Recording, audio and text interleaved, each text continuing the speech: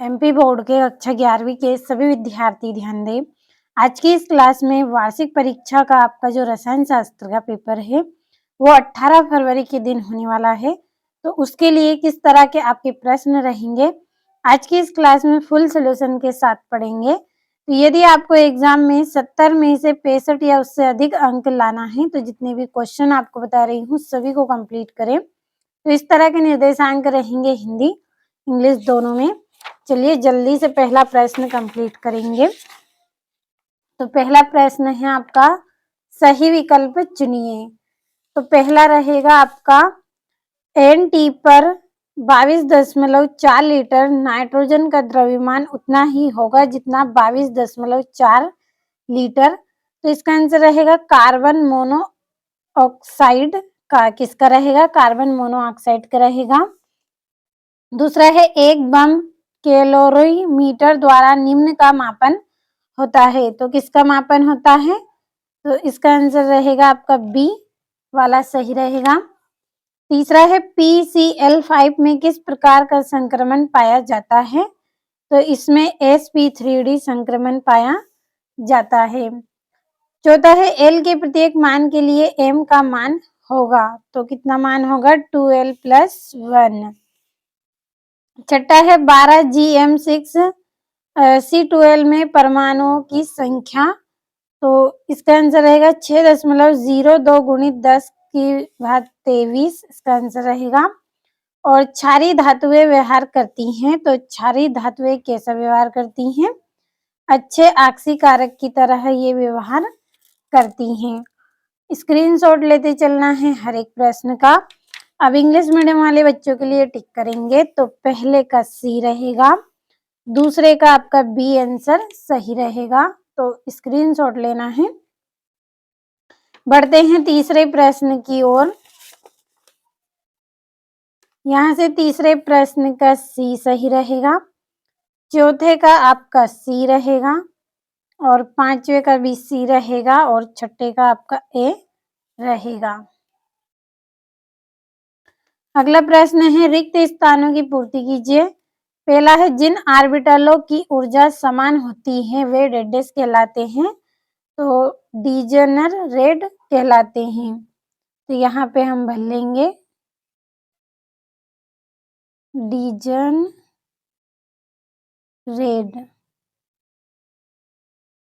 अगला है क्लोरीन की इलेक्ट्रॉन बंधुता फ्लोरीन से डैश होती है। तो कैसी होती है? अधिक होती है।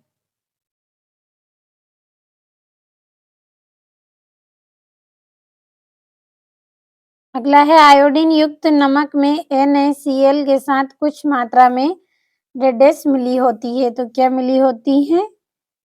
NaL3। अगला है केरोसिन तेल डैश का मिश्रण है। तो ये किसका मिश्रण है? एल्केन का मिश्रण है। अगला है एस पार्श्व अतिव्यापन से डैश बंध बनता है। तो सिग्मा बंध बनता है। अगला हेनरी का नियम डैश की विलयन में विलेयता से संबंधित है। तो इसका आएगा गैस। अब इंग्लिश मीडियम वाले बच्चों के लिए कंप्लीट करेंगे। तो मैं यहाँ पे भर रही हूँ सभी को। आप अच्छे से पढ़ लीजिएगा सभी को, क्योंकि आपका समय भी बचाना है यहाँ पे, इसलिए मैं यहाँ पे जल्दी से केवल भर रही हूँ सभी को।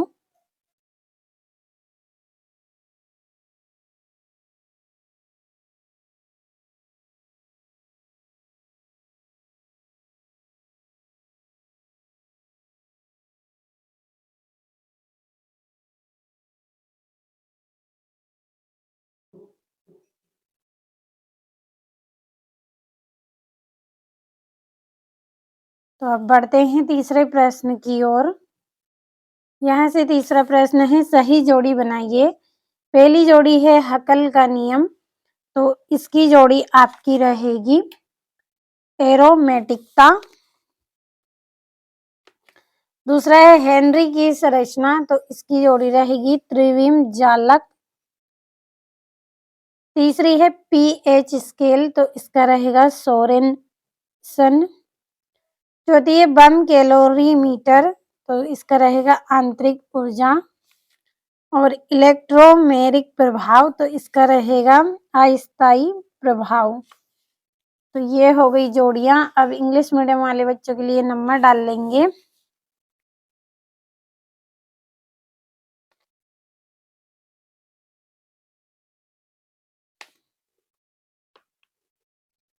अब अगला आपका जो प्रश्न है उसमें एक वाक्य में उत्तर लिखिए। पहला है कार्बोनियन में कार्बन पर कौन सा आवेश होता है? तो इस पर ऋण आवेश होता है।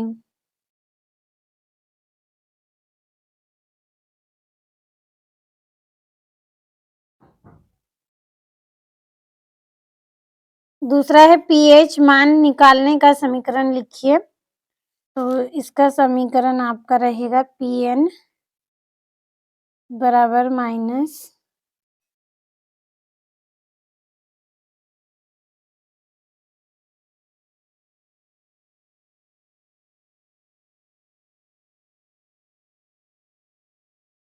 और ये NH3 और यहाँ से आपका G।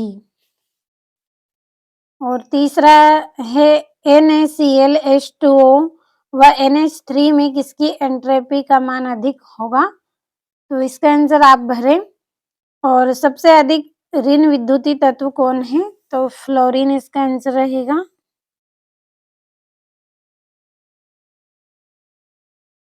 पांचवा है प्रबल अम्ल एवं प्रबल क्षार की उदासीनीकरण ऊष्मा का मान कितना होता है? तो इसका आंसर रहेगा 57 के। तो मैं यहाँ पे इसका आंसर लिख रही हूँ, kg रहेगा। और यहाँ से इंग्लिश मीडियम वाले बच्चों के लिए हम कंप्लीट कर लेंगे।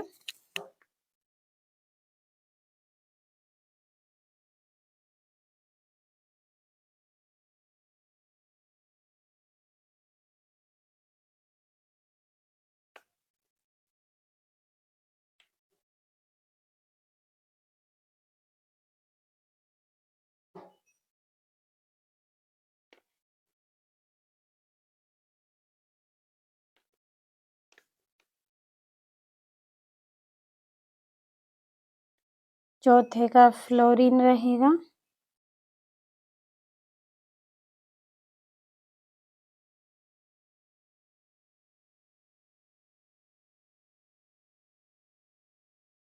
और इसका 57 kg रहेगा। तो ये हो गए हैं आपके एक वाक्य में उत्तर।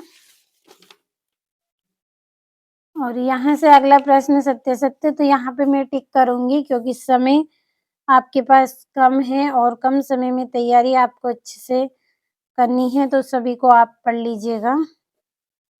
और यहाँ से भी हम जल्दी से टिक करेंगे। पहला सत्य, दूसरा सत्य, तीसरा असत्य, चौथा सत्य और पांचवा सत्य, छठा सत्य। अब आपके यहाँ से 2-2 नंबर के इम्पोर्टेंट ये क्वेश्चन है जो आपको 18 फरवरी के दिन एग्जाम में अच्छे अंक दिलवाने में काफी महत्वपूर्ण रहेंगे। तो आपको लगातार मैंने वार्षिक परीक्षा की तैयारी करवाई है और अब भी मैं आपको यहाँ पे ऐसे ही प्रश्न दे रही हूँ जो एग्जाम के लिए काफी महत्वपूर्ण है, जो एग्जाम में पूछे जाते हैं। तो भरोसा रखें, अच्छे से आप पूरे प्रश्नों को कंप्लीट करें और एग्जाम में यदि अच्छे अंक आपको वास्तव में लाना है तो अच्छे से मेहनत करिए। मेहनत कभी आपकी बेकार नहीं जाती है। तो अच्छे से कंप्लीट आपको हर एक प्रश्न को करना है। और ये यहाँ से 17वां प्रश्न है आपका और ये यहाँ से 18वां और ये आपका 19वां और ये यहाँ से 20वां प्रश्न। तो सभी प्रश्नों को अच्छे से आप कंप्लीट करें।